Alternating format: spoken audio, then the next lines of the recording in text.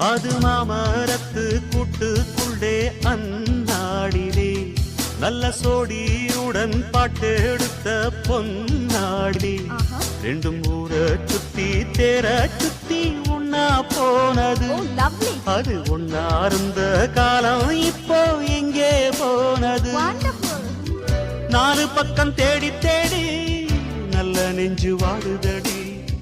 கூவுகிற கூவலெல்லாம் என்ன வந்து தாக்குதடி.